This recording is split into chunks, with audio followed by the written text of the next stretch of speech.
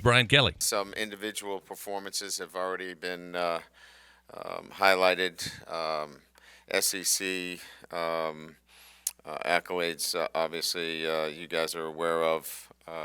Jay Ward, BJ Ojolari, defensive back and defensive lineman player of the week in the SEC. We're proud of their accomplishments and like to note those accordingly when those kinds of performances are highlighted. It's very difficult to be a player of the week in this conference, and we like to give them due notice when they are outstanding performances like that. As a team, obviously, any victory in the SEC is a great victory. Um, the way we came back in the second half, I think the overall performance from our defense from start to finish was outstanding, and then we rallied offensively and executed much better down the stretch. We'll look to certainly improve on the offensive performance and its consistency for 4 quarters, and continue to work on consistency in the special teams game. But I really liked I think physically and mentally how our guys stayed with it the entire game. The sense on the sideline for me was really good, that our team was at no time anxious, panicking, didn't believe that they were going to find a way to win the football game. So it's a very good trait to have moving forward, and we'll look to build on that. As we move forward now, getting another home game, excited to be, in Tiger Stadium again for a third consecutive week. But now we have to look towards persistence and consistency. Looking at a football team now that has a chance to be a good team, you have to have consistency, and that means coming back after a good win and putting together a complete performance. And so that is mental and physical, and that is in how they prepare. So we start that preparation today. We work through the week. Our expectations and our standards are that we have a great week of preparation, regardless of who our competition is, whether it's an SEC competition or not. We need to be consistent in what we're doing, and that will be the challenge this week. The maturity will be on display in terms of how mature we are as a football team, and can we handle success? We had some success this weekend. How do we handle it this week in our preparation? New Mexico is a challenge. We had Zach Arnett's defense and Mike Leach's team this weekend, and that defense is a handful. We saw it. Mississippi State was difficult to handle, especially in the first half. They keep you off balance, and Zach came from the Rocky Long tree, and we go against a Rocky Long defense this weekend. It is a good defense, and they have caused people fits. They're a defense that is in structure, has some similarities. They're allowing 13.5 points per game. Third down, they're outstanding. I think they're fifth in the country. They forced 7 turnovers this past weekend, 7. So you can imagine. I think top 5 in the country in terms of forcing turnovers. So this is a defense that will give you problems. If you're not executing at a high level, they'll turn this game into a close game. There's no doubt about that. Offensively, and again, obviously, head coach Danny Gonzalez does a really good job. He's a noted offensive mind. He's always been really good as a play caller, and they're it's a pistol midline option offense, ball control. They've got some talented players on the perimeter, and it's one where obviously they're playing. Obviously good defense and very opportunistic on the offensive side of the ball. So Kendrick is the quarterback from Kansas. He transferred in, athletic, and we'll have to do a really good job with our option responsibilities. But again, I think, as I mentioned, a lot of this is in our preparation and consistency and how we handle things going into this weekend. So with that, we'll open up to questions. Yeah, hey Coach, Glenn West, Go 247. You talked about the conditioning of your team through 4 quarters on Saturday. I'm just curious, is this kind of the point in the season where that really gets to show just how good of conditioning you guys are in, and just what does that look like in season in terms of keeping those guys as physically healthy, I guess, when you get to SEC play? Yeah, I think it's how you practice. We don't condition during practice or after practice, so it's a matter of managing the practice structure itself, that you are getting your team to a workload that the games become easier, and then you start to see that in the third and fourth quarter where you can wear down your opponents. We're weight training during the season, and it's not a maintenance program. It's a program that we're not putting our guys in a compromising position where they've got too much weight on the bar, but we're being powerful with our weight training, and really intentional about trying to get our guys stronger during the season. So we want to continue to add strength. We want to continue to condition our players, but also with an eye towards making sure that their workload is such that they can be their best on Saturday. Hey, Brian. First off, we didn't get a check last week on Anthony Bradford's status. Just want to see where he's at. But also, with the tempo stuff, I mean, is it as simple as, hey, tempo's working, play tempo, or is there other considerations as to why maybe you pick your spots and haven't done in the first half as much? Anthony is activated for this week. He's in a competitive situation with the guard position, but certainly we'll have an opportunity to earn playing time this week. Yeah, it's not as simple as just say, hey, let's go tempo, and all of our problems have been erased. I think I kind of alluded to some of them. Having 3 different offensive line combinations require a lot of communication. We had 8 penalties, 6 of them were unforced, and 5 of them were communication errors. So we've got to clean up communication, cadence, rhythm, and so tempo takes some of that out of the mix, so to speak, and that you can just go fast and not have to worry about it. I think at times we have to think in terms of correcting the gross errors instead of trying to correct everything at the line of scrimmage. We've been a little bit maybe too detailed, and we just got to play. And then when you play a faster pace, there are some things you just can't account for. And I think maybe we've overcoached it a little bit, and I think we're trying to find our sweet spot as to what are the things that we just have to live with and really do a good job of getting the ball out of our hands. What are your assessments of Jaden so far this year? You were very specific in the post game about opening up. How does he take that coaching in the game, during the week, et cetera, and how does he take it to the field? Yeah, I love coaching somebody that is open to the dialogue during the game.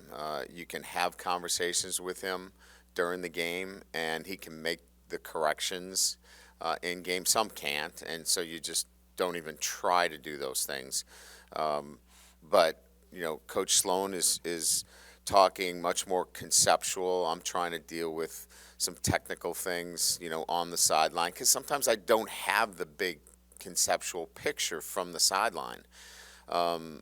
So, he's handling both ends of that, where, Coach Sloan is talking about some concepts and some different looks, and I'm trying to really focus on some specific things. And, I think that that's worked out pretty good, and he handles both of those conversations really well. Right, on your left. How did Emory Jones do in his first start? Are you still rotating on the offensive line? I would say that he exceeded expectations. Look, he's not going to be perfect, but he's active. He's got great feet, and he is a great open field tackler.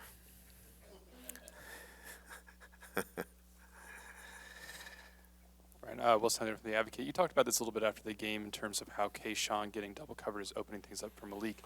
At the same time, do you feel like you guys need to do some different things to get Kayshawn going, or is that just going to kind of have to maybe live with that a little bit?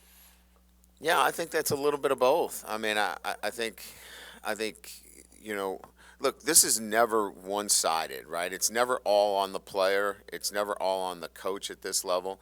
I think you have to look at both, right? We got to look at how we can move him around and utilize his talents, and then he's got to continue to work hard and work on his skill set, and continue to work hard in practice. So it's always going to be that at this level, at the next. It's always going to be on the player. It's always going to be on the coaching staff to work together. This is working together as a team. Is how you get better. It's never just one side of it. So absolutely, we've got to do our job as coaches to move him around and be creative, and he's got to do his end of continue to work hard and be the best player he can be. Hey, Coach, here in the middle. After looking at the film, what were your thoughts on some of the special teams that you had, the decisions to catch punts, the punt return coverage, the kick return coverage late in the game? I know there was a hold called on that late kickoff, but did you still see a breakdown there? Yeah, so a couple things. The kickoffs are a direct result of the kicks. The kicks that have been returned have been line drives down the middle of the field. That is going to compromise your coverage. We don't have a chance to get off blocks and get properly covered. Now, can we get off some blocks and make some plays? Absolutely, and we've got to be better there. So this is not all on the kicker. However, it does expose you with those types of kicks. As it relates to the fielding of the punts, we got to coach better. I mean, and I've got to be involved in that and make sure that those guys are absolutely clear in terms of they cannot move their heels, past the 10-yard line. Greg obviously lost track of where he was. He's a young player. We've got to do a better job coaching him there. The one that he tried to field, he felt like it hit one of our players. Look, when you're looking at it, it's close, but again, that goes to awareness, and maybe we could have coached him better. If he saw some Mississippi State players, moving towards the ball, maybe that's the cue that he falls on it. If he doesn't see a Mississippi State player going to it, maybe he stays away from it. And I think we can do a better job coaching that too. Hey, Coach, right here. How do you think the run game has been improving kind of steadily so far this year, and how impressed are you with your backs? Yeah, look, I mean, I think last week we talked about, run efficiency and where is that as it relates to, week 2. And I said, I really can't tell you until we start SEC play. Our run efficiency was much better. When we needed to run the football, we were able to do that, to close out the football game. So I'm pleased with the efficiency of being able to run the ball in short yardage situations, to close out games inside, the 10-yard line, what we call, our white and blue zone. We've been effective running the football there. And then our backs are kind of what we expected. They're all going to contribute in some fashion, and I think they all did. I think they all lended themselves to, what we're doing from an offensive perspective. Getting Emory back helped. You saw him catch the ball out of the backfield. He was really good in pass protection. And I think he'll get better as he continues to get reps, and he'll add to the depth of that position. Ryan, kind of circling back to the special teams question, as you said, maybe it was an effort. He thought that something happened, so he's trying to jump on the ball. Player feels the punt, maybe trying not to let them get the good field position. Can you live with or accept errors that involve effort? I mean, can Absolutely. You live with that a little better? Yeah, as he came off and my first reaction is, what are you doing, right? And as he explained his position on it, you really can't come back with anything else other than, okay, let's take a look at it on film. Maybe we can help you with that decision making in the future. But he's trying to make the right play, and those are about as gray as they come within special teams. Moving off your spot at the 10-yard line, that's a little bit different. That has to be coached, and there's got to be more discipline in those situations. So there are going to be some of those gray areas. We just need to be better all over the place, and that falls on Brian, that falls on me. We all have to do a better job then, and our players have to commit themselves and understand how important special teams is. It was a great play by Slade, and the hang time was terrific. It was 4.5 plus, gave us the opportunity to be in position to make the play necessary to obviously get a big play. Hey, Coach. Liam Haley from LSU Sports here. With how well Howard Perkins played as an edge rusher on Saturday, can we expect him to see a bigger role for him, let's say in edge rushing or blitzing in general?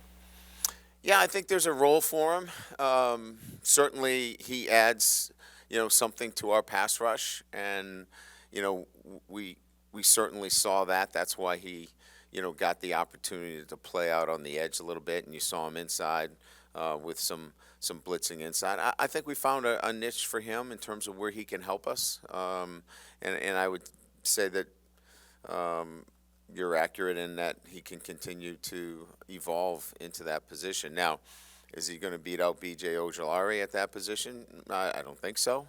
But he certainly can lend some support to that position and certainly some dime and nickel packages. We've seen some personnel adjustments on defense, some schematic different looks. How would you assess the job Matt and his staff are doing, kind of developing this defense as the season unfolds? Yeah, I mean, I think the ability to put the pieces in place, moving Jay down has obviously benefited us greatly. Greg going back to the safety position has added a communication level that's really benefited us greatly. I think that in itself has solidified the back end for us. We've been able to rotate in corners and give guys the necessary rest in that end of things. So, and then we're mixing things up. We're not lining up with one post safety the whole time. I mean, we're lining up and showing one post and playing too high, and vice versa. So, I think schematically we're where we need to be. The nature of having a guy like B.J. Ojolari and Ali Gay, where you can play 4 down and 3 down and not change personnel, is quite difficult sometimes. And we saw that against a very veteran and skilled offense. Quite frankly, they didn't know what they were getting from snap to snap. Hey, Coach, Jace Lejeune from Gridiron Football. I was just going to ask you about Malik Neighbors and just what can you say about his mentality just from the first game coming off of, the 2 punts against Florida State, and then just actually translating that and making some huge plays for y'all down the stretch against Mississippi State, especially in the 3rd and 4th downs. Yeah, I mean, it's I think we hear this all the time, and that he has he's been able to focus and refocus. He's been able to move on to the next play, and that is a great quality to have, especially in the game of football. You're going to have some adversity, and he's had it. He's dealt with it, and he's moved on, and he's stronger for it. He's been really good. We've seen his ability to make dynamic plays for us on the offensive side of the ball, and I just think from that perspective, he's really grown. Coach, what was your evaluation of Brooks and Ward making that switch in the secondary? And then do you have any update on Ward after taking that little knock after the interception? Yeah, we were looking for better communication. Jay is a very active player, physical player. We saw that, with the play this weekend. Greg is too, but, Greg is veteran player that is used to playing back at that safety position and a very good communicator. So it was just getting to know our personnel better and really plugging them in where we felt that we would be, better served, whether it was, on the offensive line, whether Frazier's a guard, whether he's a tackle, whether Emory Jarvis is better at guard or tackle. We're just trying to get to know our personnel and find out what the best lineup is, and that was kind of, what that was. Yeah, I mean, he was a little banged up, but, we expect to have him for this weekend. Brian, ideally, do you want Jaden Daniels to run less, or are you okay with him taking on that much of a workload running the football? Yeah, I mean, I think when we evaluate when he runs, we want to see that if it was within the progression and it was a really good coverage, or maybe that play wasn't great against this coverage. Or we got beat at a particular position and he got flushed, versus you turn down, a potential high-low read, and you took off, right? And so that's what we're trying to evaluate, and it's really a little bit of both. I think there's still growth there where we can stay a little bit more patient and a little bit more locked in on the progression. And then there are sometimes the really dynamic runs that there was just nothing there and he made something happen. So you want to be careful where you go, hey, you're running too much, and then when he needs to be dynamic, he's not. So we have to be very careful, and along the way keep coaching him to really do a great job of getting through his progressions and seeing the things necessary that allows us to be balanced in both. Ryan, obviously you were really high on Mason Taylor in the preseason. Just how would you evaluate what he's done so far? What is it kind of about him and his skill set that's allowed him to play and sort of take over that role as a freshman? I think he's very confident in his ability. So I think it starts with confidence first. I think second, it's a pass-catching tight end, a guy that has really good hands, his ability to run after the catch, extremely athletic. So I think it's skill set, confidence, and he's put on the necessary size to, go into traffic and make some plays. We didn't find him very well on Saturday. Maybe a couple of freshman mistakes. He stepped out of bounds on an arrow route where, he needs to know where he is. But, those, I'm okay with those. That's a learning curve. And those are great opportunities to point out to a freshman that he's not going to make that same mistake twice. But I would say confidence, and then just the physical attributes that he has. Hey, Coach, down here. I was sort of curious as to how do you think John Emery sort of fared in his first game back, and how was he feeling sort of after the game after not having played for over a year? He was elated after the game that he actually played football for the first time in a long time. He was sore, he was tired, and I think he had all the feelings that he remembered in playing. So I think the post was really good. He was really nervous going in. But I thought he, afforded himself very well. I thought he ran with pretty good vision for a guy that hadn't played in a while. I talked about rust. There was some, but again, I think all in all, caught the football, played with low pads, and he'll get better. So I thought a good first game for him.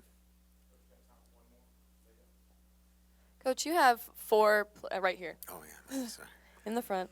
You have 4 place kickers on your roster. How have you seen the recruiting landscape for kickers change over the years, and have you ever changed kickers mid-season? I think I have changed kickers in mid-season.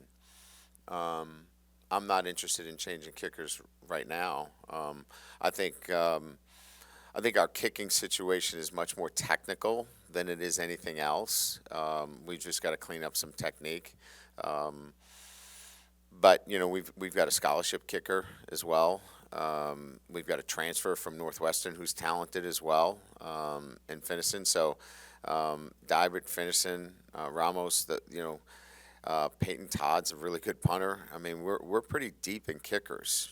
Bramlett obviously punted the ball very well. So I really think that there's some great depth there, but we're not going to say there's never competition at the position. If we feel like, we need to make a change in a particular area, for example, we got to change kickoffs versus field goals, extra point, we'll consider all of those things for the betterment of the football team.